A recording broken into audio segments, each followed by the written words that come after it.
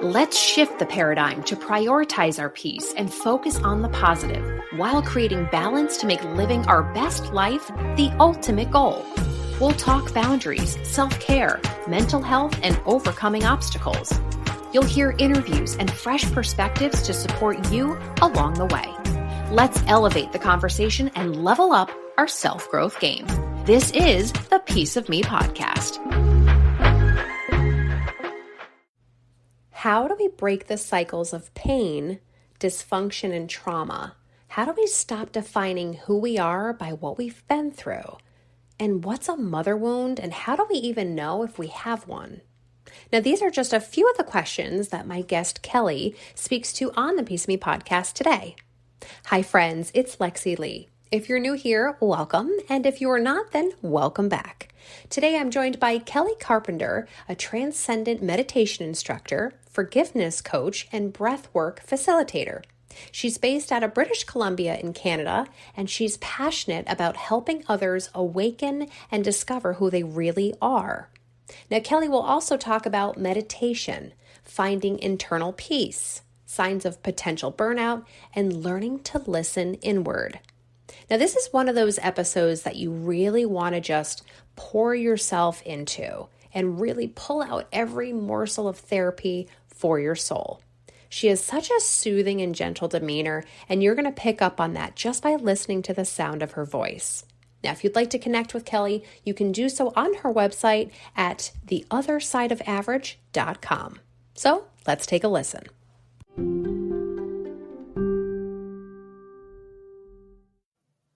Hi, Keli. Welcome to the Piece of Me podcast. Hi, Lexy. Thank you so much for having me here. I'm happy to be here. Absolutely. My pleasure. It's great to have you here as well. So why don't we start with just a little bit about who you are and just, tell us about yourself. Yeah, beautiful. Thank you.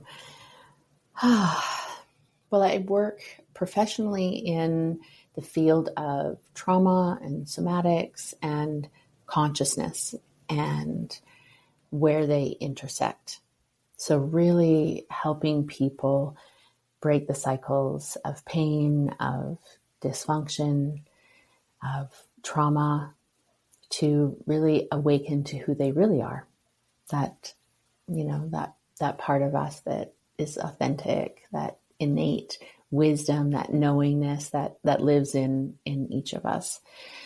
And I'm also a mom of three. So my oldest is 24, my middle is 21, and my youngest is 19. So almost all full adults.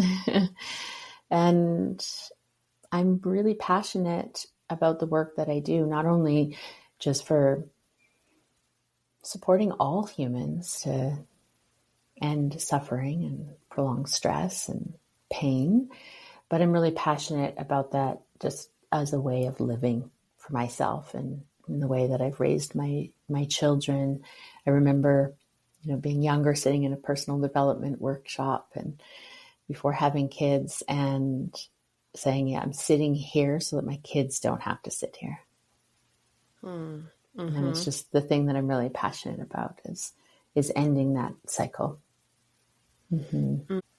Now, if you would take us, you mentioned the word living. So take us kind of through your own personal journey of what you've been through, what kind of led you to get into this line of work, maybe some of the work you've done on yourself, but take us back kind of to the beginning and to where you are today, if you would.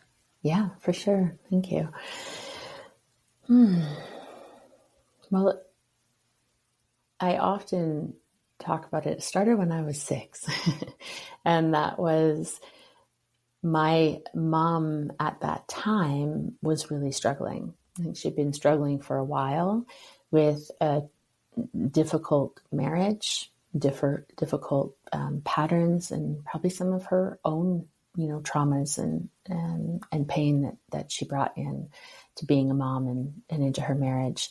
And so when I was 6, she was going through a messy, manipulative divorce and really struggling.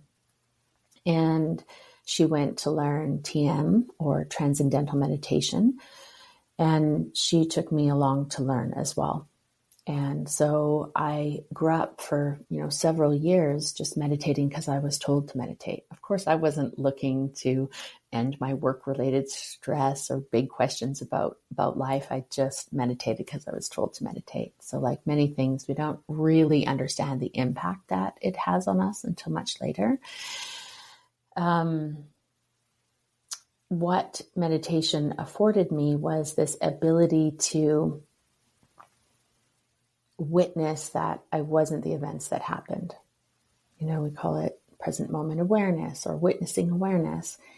I could, and how it presented itself. Of course, I have much more articulation now as I'm older, but how it presented itself then is I remember being a teenager and thinking, oh, I can only hear myself think for so long and I need to make a change. And it was because I could witness my thoughts and I could witness the impacts of my thoughts. And knew that I knew that it was possible to think a different thought or to choose a different way. And yet, so I was in the patterns, but I could also witness the patterns. And, throughout my life, my mom was married 3 times, so lots of dysfunction and, different traumas. And I often talk about Gabor Mate's quote, in reference to trauma. And trauma isn't what happens to you. It's what happens inside of you as a result of what happens to you. And so I found myself living that quote, that the cause of my suffering was actually an experience that was going on inside versus, some of the events, even though they might have had the impact or created that fracture on the inside. And so therefore, because I had the ability to witness that, I was searching for someone to support me with the relief from that. And so what do we do when we're looking for support? Is, we go to a professional, and I went to a professional and she saw me as my story. She saw me as my pain or my experiences. And I was like, oh, this isn't right, because I know that I'm not. And really, it was at that point that it was that big question of how do we break the cycle? How do we evolve beyond our story that seems to define us? And, for several years, you didn't have to know me for very long before parts of my story came out, because they were defined who I was. So at some point in this relationship, parts of my story would come to the surface, because it defined me. And so, it was this, I guess, the seeking that lived inside of me of how do I end this internal struggle or strife that I might have been experiencing. And going to see a counselor when she saw me as my story was like, oh, this is not the path. So it was this searching for how to. And so I guess that what I do now, which is standing for ending the cycle, how do we really integrate it? It's the work that I do. We don't need to suffer. Life is filled with pain, but we don't need to suffer. And so it's really always been there. But I've had, different turning points or critical points in my life that I've been, off my path a little bit, and, something in life brings me back. And one of those was in my early 20s. I was straying too far from my path, I guess. And my health kind of jolted me back. And I had been working in the corporate world, climbing the ladder, trying to, maybe escape or achieve some things beyond my childhood. And then my body said, nope, it's time for a pause. And it really brought me back and really cemented me into my practice. And then from there, it's been my path of living this work, raising my children, with this work, navigating life. Do you find your children are very receptive to it as well? Was it kind of hard to get them on the same page as you? How was that process? I think because I lived it, it was just a way of being for them. And it doesn't mean that they didn't have their own resistance against it at different stages. However, it's just the way that they were raised. Just like I was given meditation, and it was just something that we did, was meditate. And so it's similar with my kids. And now that they're older, it's they actively choose it for themselves. So they all meditate. They actually attend my retreats. No kidding. Yeah. Oh, wow. So, yeah. Well, that's exciting. So you all have this experience together. Well, that's special. So going back to, you mentioned how you were meditating at 6 years old because of an experience that your mother had included you in. So you were kind of just, brought into that process, which is probably unique. A lot of people are probably a little surprised because I know it seems to be a lot of adults have a tough time trying to meditate. Like it's one of those things where it seems like it doesn't just come as you work towards it. So being 6 years old and trying, I mean, did you know you were actually meditating? Was it hard? Was it easier maybe as a 6-year-old? What was your experience with that? Yeah. Well, being a transcendent meditation teacher now, and, working with lots of families and individuals through meditation. Meditation is really about the practice. So it's just something that we do. And when we release the need for it to look a certain way, I know that I've had people say, oh, I can't meditate because my mind is so busy, it's overactive. Or, I just have a hard time sitting and being still. And really we're meditating if we're just engaged in the practice without the need for the practice to look a certain way. Because thoughts are going to be part of it. We're going to meet parts of ourselves that feel challenging to meet. When we sit in a practice, we're going to be able to start witnessing the thoughts that we've been attached to or that we're believing. We might start getting in touch with some pain and vulnerability in the body that we've been avoiding. And so there's an innocence as a child, that I wasn't thinking too hard about it. I was just in the practice. But yes, for adults, I hear that often. And I just want to let everyone know that those are all just going to be part of it. And that I always say to my meditation students, you can't avoid that which you seek when you implement the practice.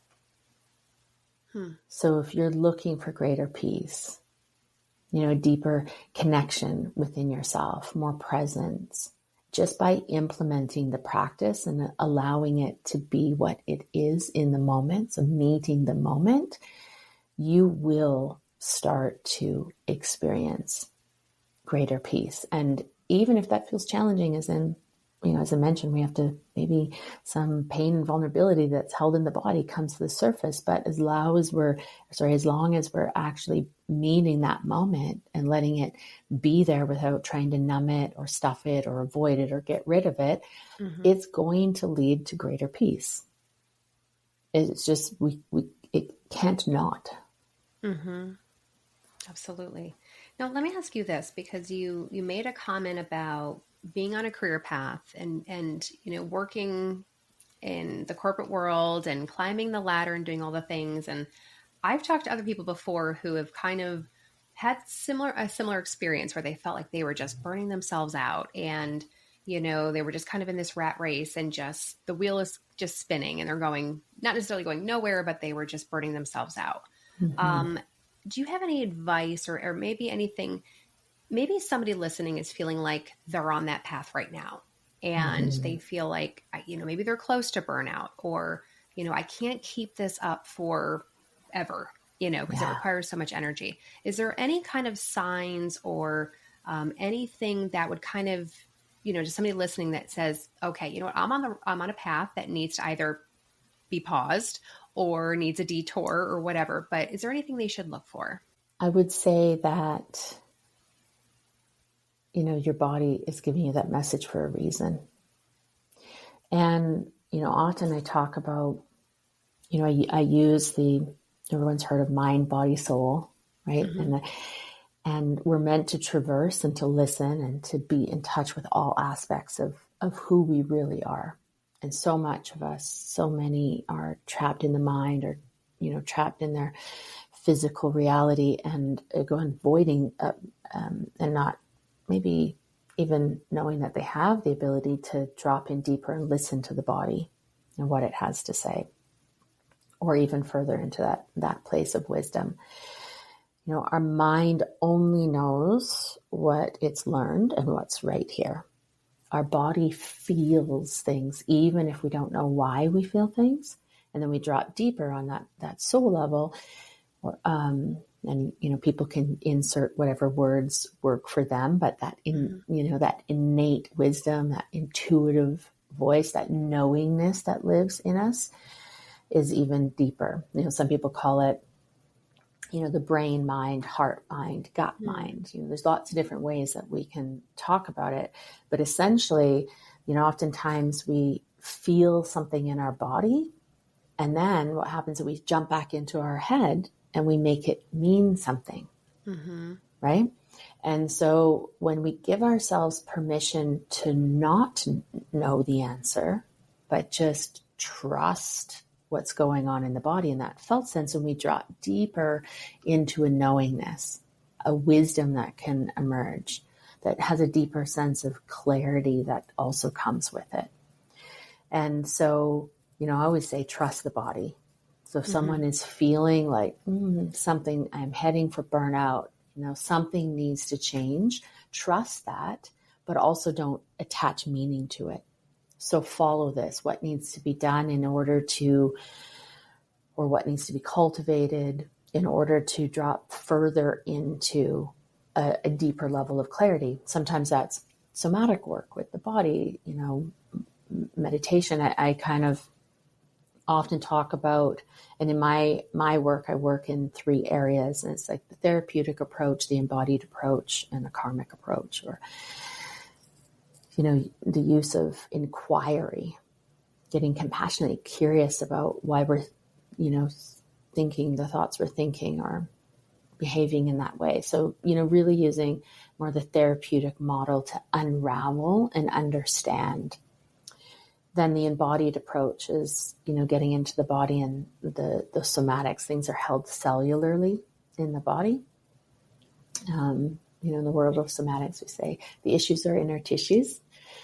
Even our childhood, we might not recall certain things about our childhood, but that memory is stored in the body. So when we start, getting into it somatically, we can drop even, deeper into that wisdom and that knowingness that's there, which in that third part of that karmic approach is really that access to stillness that lives in us, or the deep place of presence, or that silent space, that place of connection to something that's bigger than ourselves.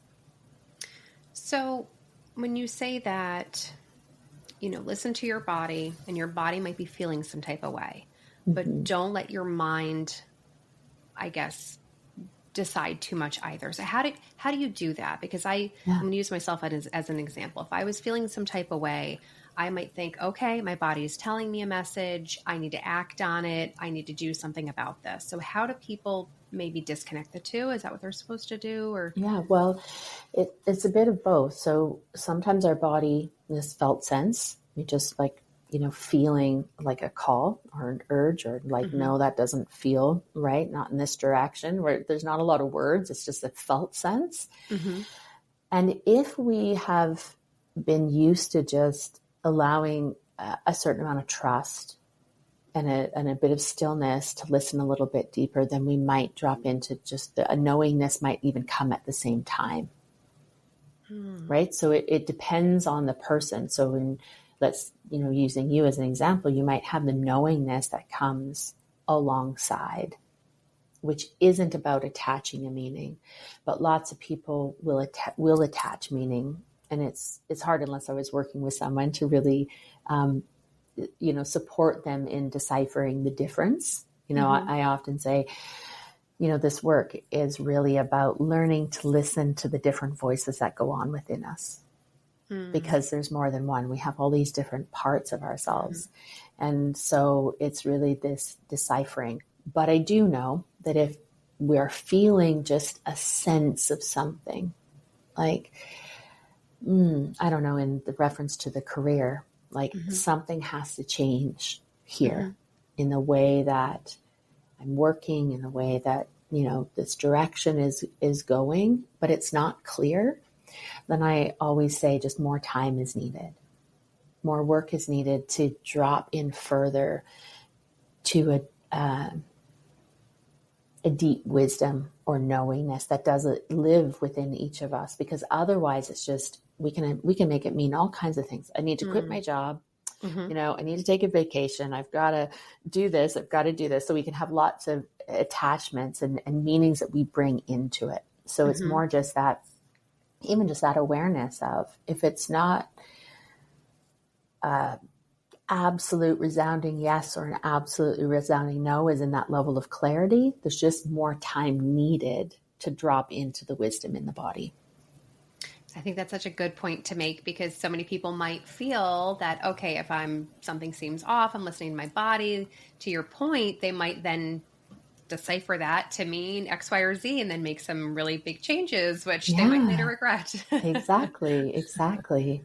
Yeah. No, that's good advice. So let me ask you, you work with women, you work with families and children, and what is it that you help them realize about themselves? That they aren't their behaviors. They aren't the worst thing that's ever happened to them. They aren't the worst thing they've ever done. We aren't our story. We aren't our pain. We're so much more than that.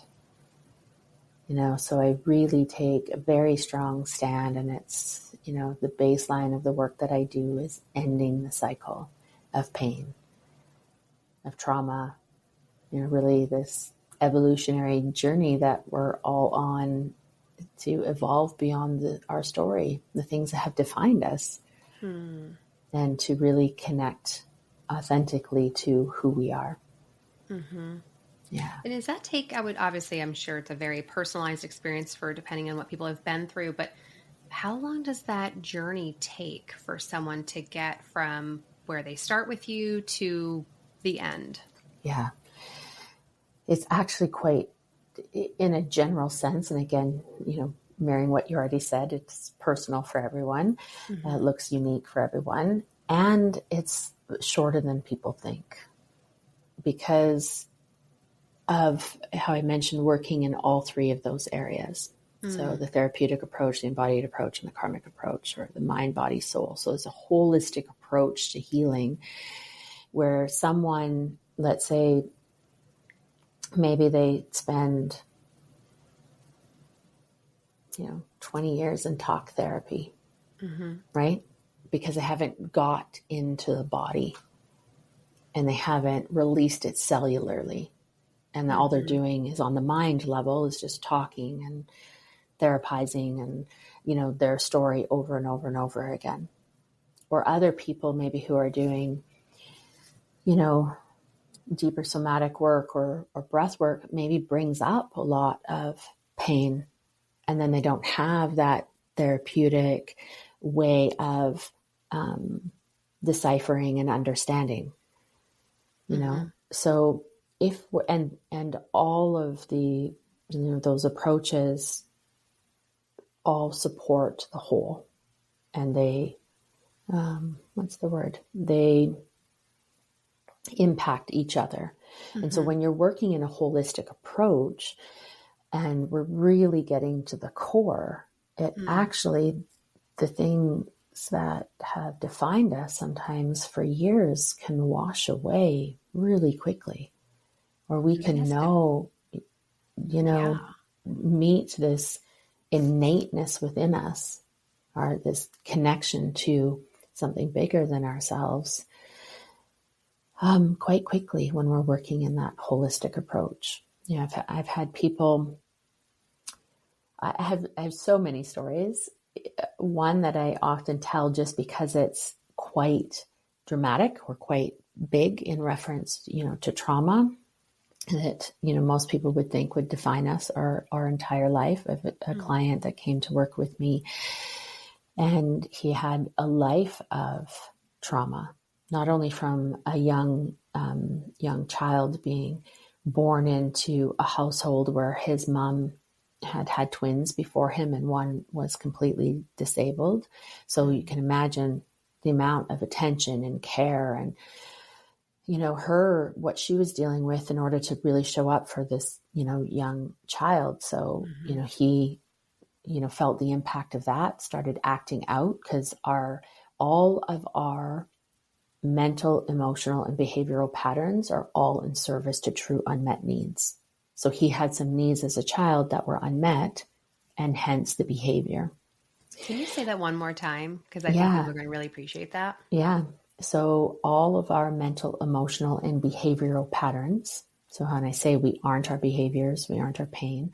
So all of those patterns are in service to a true unmet need. So really they're pointing back to needs that were unmet from our childhood. And we didn't need to have big T trauma like this particular story to, you know, have experiences where maybe some of our needs weren't met. And then we attached a meaning to it. We started believing the thoughts that we're thinking around it, or had some pain that, you know, wasn't what I call given safe passage or supported to feel. So we all need to feel again, because most of us had times where our feelings were shut down, or other people's emotions were really big and felt unsafe. So yeah, so we had needs, whether we had big trauma or not. We, you know, all of us in some capacity has some needs that weren't met. And so we can work on our behaviors or our thought patterns, but essentially if we get to the core need and really meet that need, the thoughts and the behaviors wash away. So back to this gentleman, he started to, you know, act out in childhood. And then as a result, then his dad started to be aggressive with him. That escalated to even some beatings. And pretty soon he was like, this isn't safe. I doesn't feel safe to be at home. Went to live with a family friend. You know, they invited him in. You know, he thought, oh, this is love. I finally found belonging. And then pretty soon he was being sexually molested there. Oh, and then it was like, okay, this isn't safe. Now where can I go? And he was spending more time on the streets.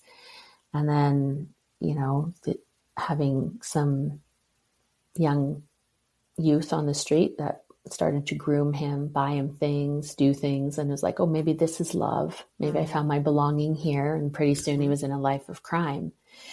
And he had a wife and 2 kids in these, you know, these years of crime, and he was in jail 3 times. And that 3rd time he was like, I will never go back to this life.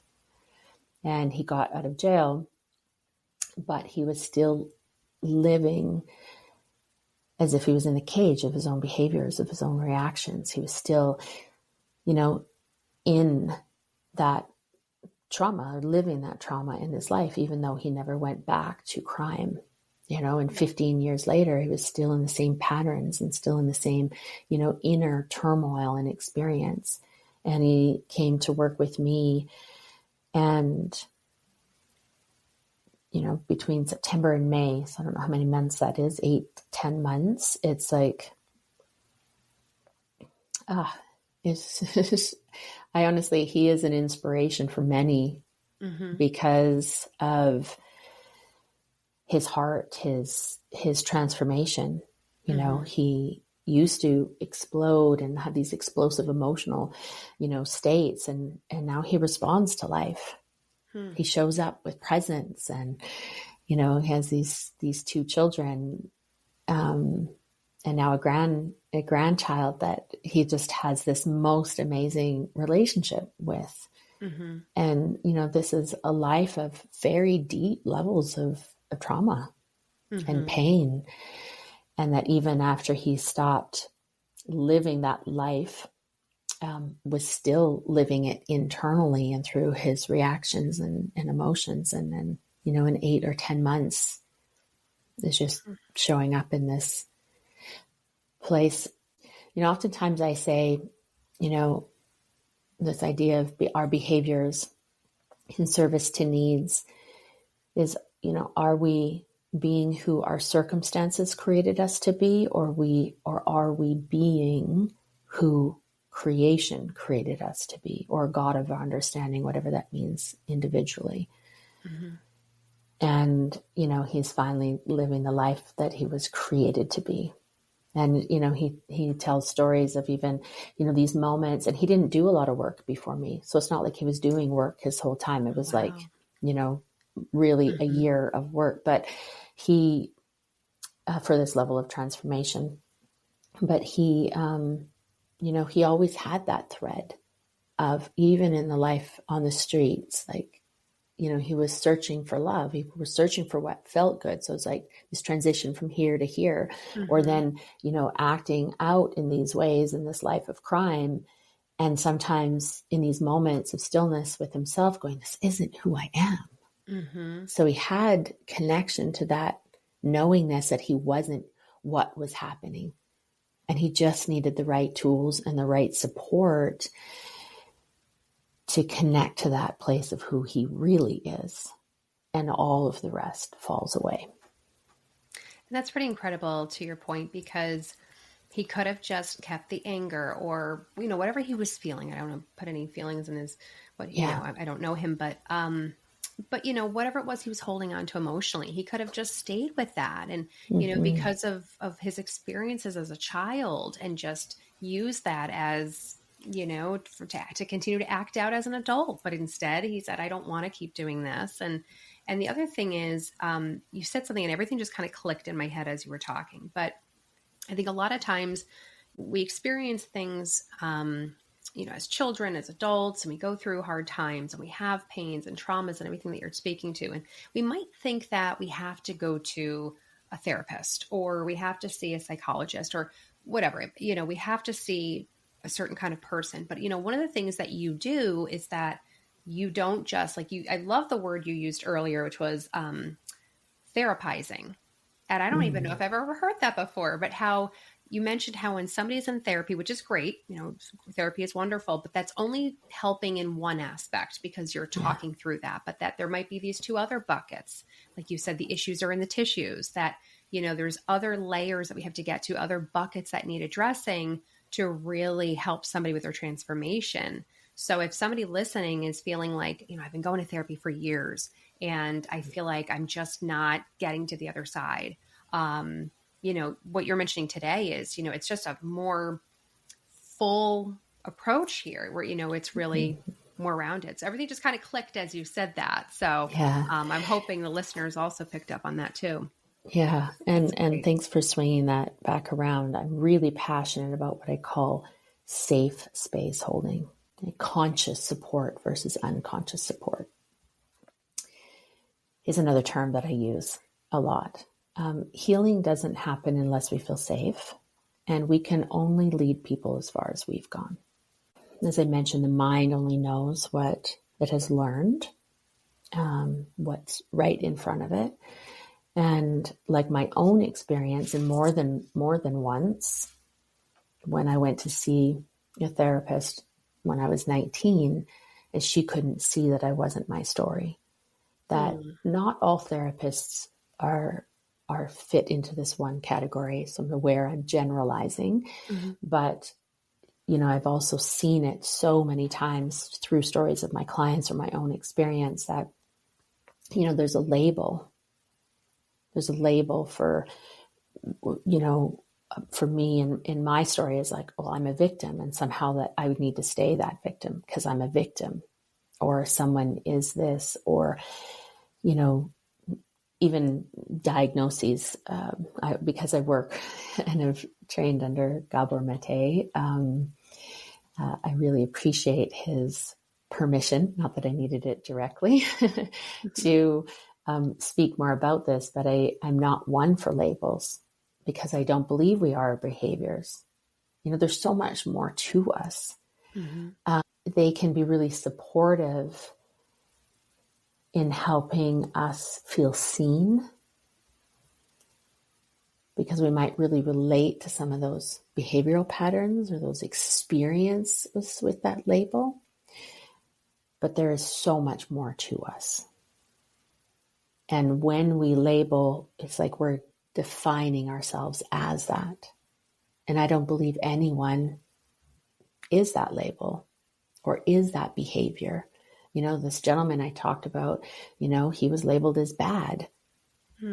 His behaviors might not have been the truest actions for him, and they might have hurt people. They might have also, they definitely, if we were hurting ourselves or betraying ourselves, we're also betraying another.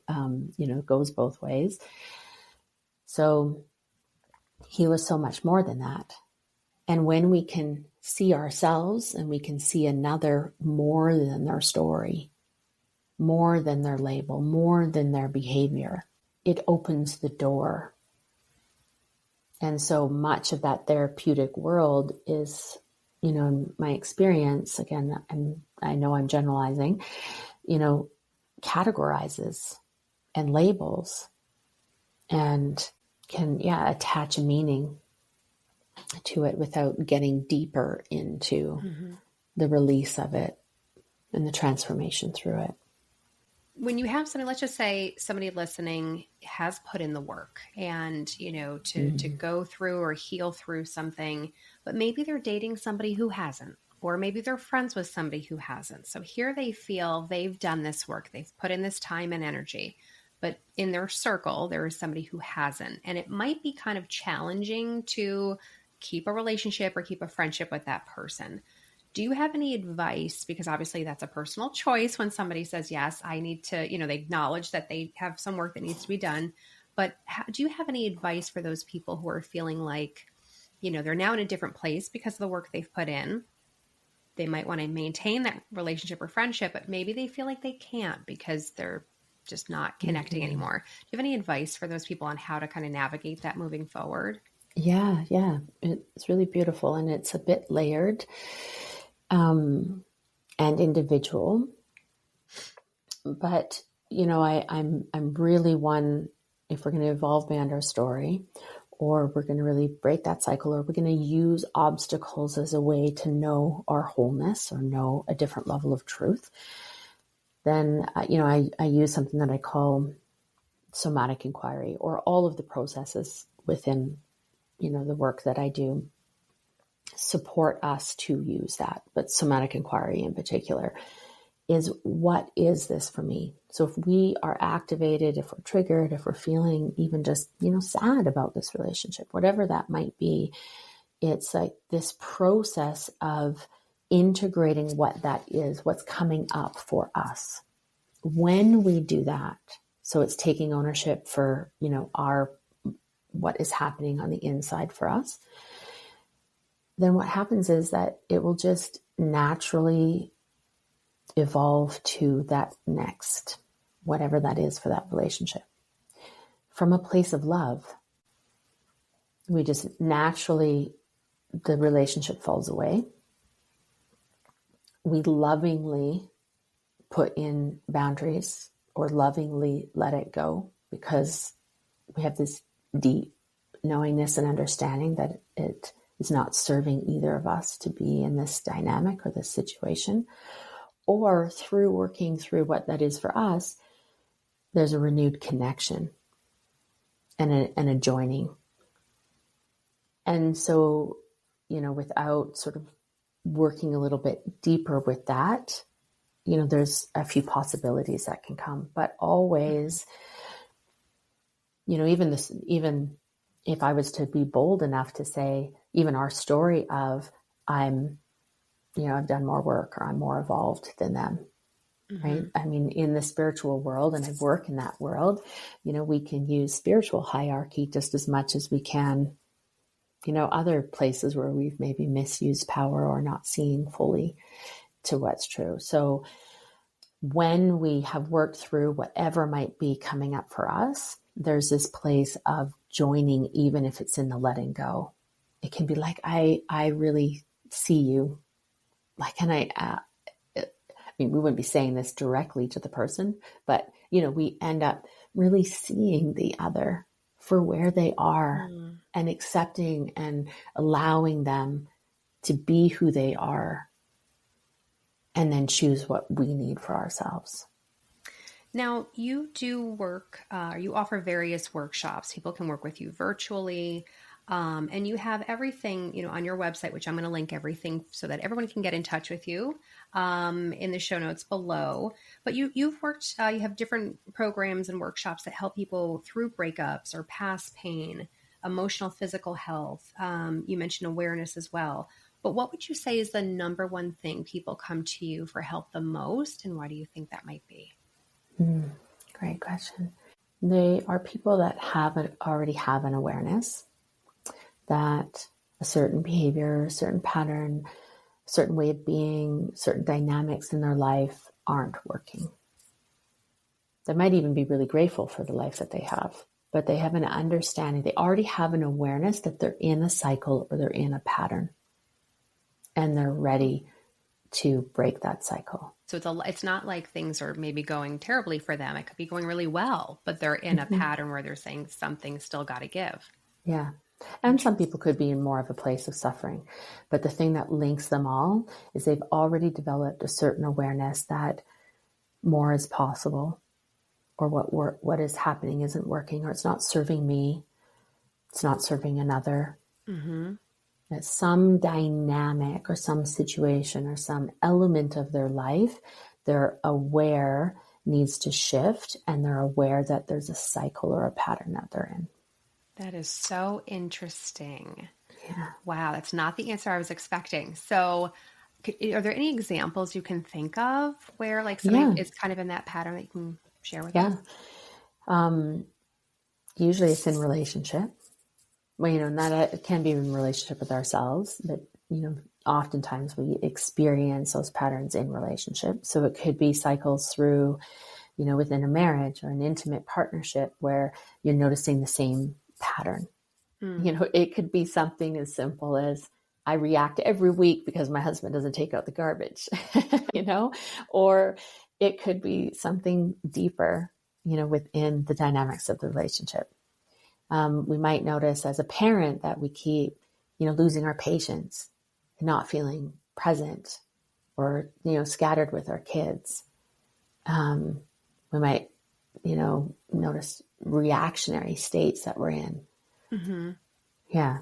There's an awareness that this isn't the first time, and that I desire a different experience than this reoccurring experience that's coming up.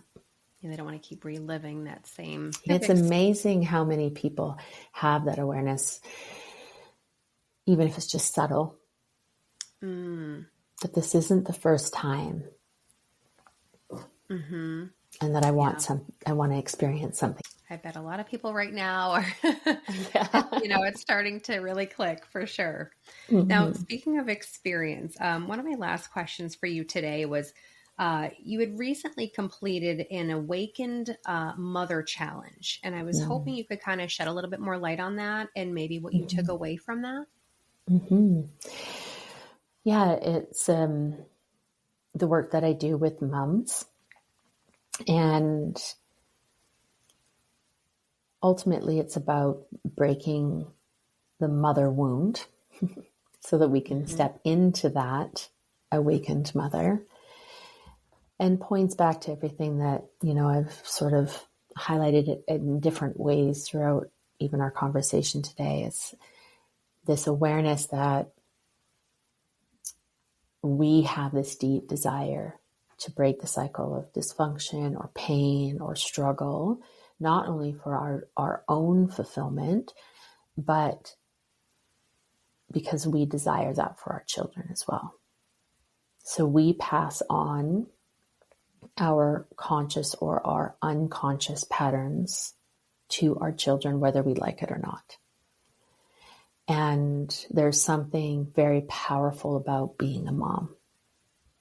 Well, being a woman in general, we have a deeper connection to our feeling body, to that innateness, to a certain voice, to, everything is created through the feminine. Even if we were talking about the feminine that lives within, a male body, right? We all have that masculine, feminine within us. It's just that as women, we embody that more. We have a deeper access to it. Usually the men need that through us. They often connect to their feelings through our feelings, or, connect to their heart through our heart. And not always, but at some point they would have, even if it was through their own mother and their own raising. But it's really this reconnecting to that feminine power within us, or divine feminine within us, so that we can really be that for ourselves and our children, breaking the cycle. And it's probably the most passionate thing, about the work that I do, is because the ripple effect that I have seen it had in families, it touches generations. Imagine a world where mothers were really held in that deep level of healing, the impact that it would have for generations. Yeah. Now, I've heard the term mother wound in other areas, and I think it's probably something that's maybe just starting to, maybe pop up on other people's social medias, or they've been hearing about it. So can you kind of explain what that means? Yeah. When I mentioned everything is created through the feminine, there's a link and a connection to our source that lives in everyone. And like I said, as a mother, we open up a greater connection to that. And, but what happens for many of us is that we didn't have mothers who had that. And that's just continually passed down. And what happens when we come into this world and we have some needs that were unmet? Well, first of all, we come in and we have a lot of needs, because children don't survive unless they're taken care of, right? And so what happens is we come into this world and we attach to our mothers on that primal level, because we need to. But then often it transfers over into so much more.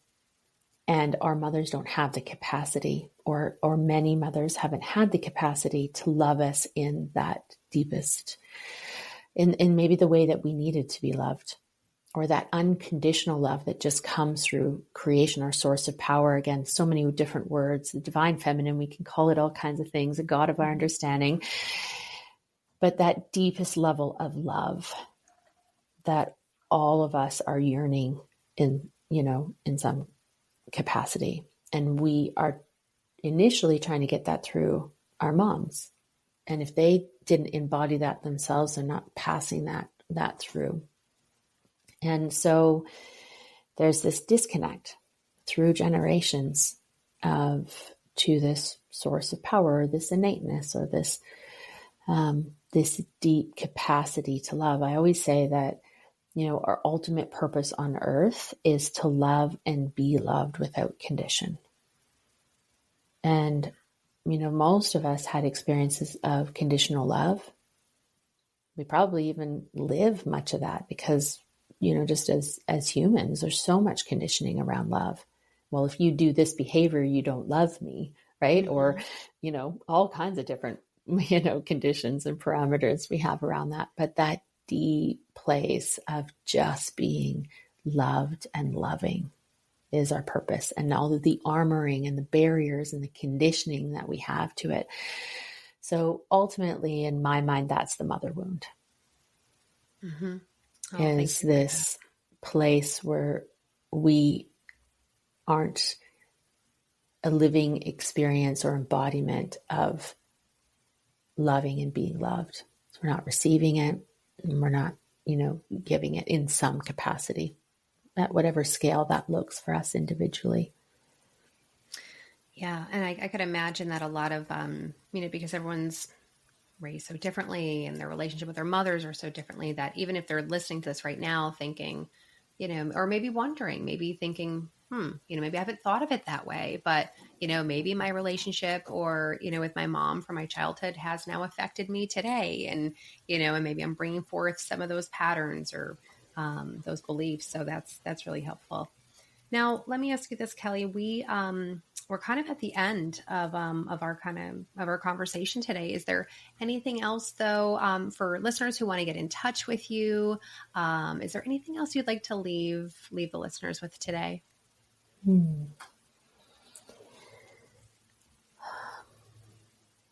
Yeah, if you feel the call, I would love to connect with you.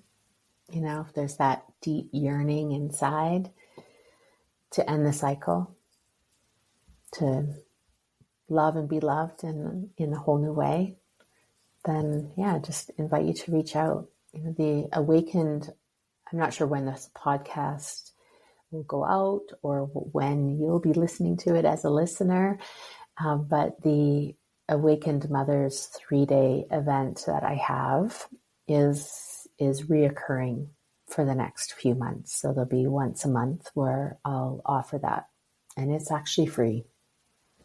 Oh, isn't that nice? Yeah. There's a paid version if you'd like to come, and for the hour after, the general session, there's an hour section where I'm working with people individually and really going deeper and supporting and answering questions. Mm-hmm. And if you'd like the recordings, there's a small fee, but it's free just to attend. And it's really deep work, deep inquiry work. We do breath work. It's like somatic. So it's a really, just that in and of itself is really powerful. That's wonderful. And where are you located in Canada? Yeah, I'm on the West Coast in British Columbia. Yeah. West Coast. Okay. Well, yeah. Keli, it has been an absolute pleasure to talk with you, get to know you a little bit better, and to really understand just the work that you do, and that you can help so many people through healing, the transformation. There's so much here to unpack, and this is, I know, just barely skimming the surface. So like I said, I will link all of Keli's information below so that you can get in contact with her. So Keli, thank you so much for being on the Peace of Me podcast. Oh, thank you, Lexy. I really have enjoyed this conversation and many of your other conversations that you have. So thank you for hosting this and inviting me here to be with you. Absolutely. Well, we'll have to have you back. Yeah, I'd love that. To be part of the exclusive listener group, hit the follow button on whichever podcast platform you're listening to right now. When you follow, you'll be the first to know about new episodes, so you can listen before anyone else. You'll also have quick access to the show, making it convenient to find for the next time. For more free content, join me on Instagram, TikTok, YouTube, and online at peaceofmepodcast.com.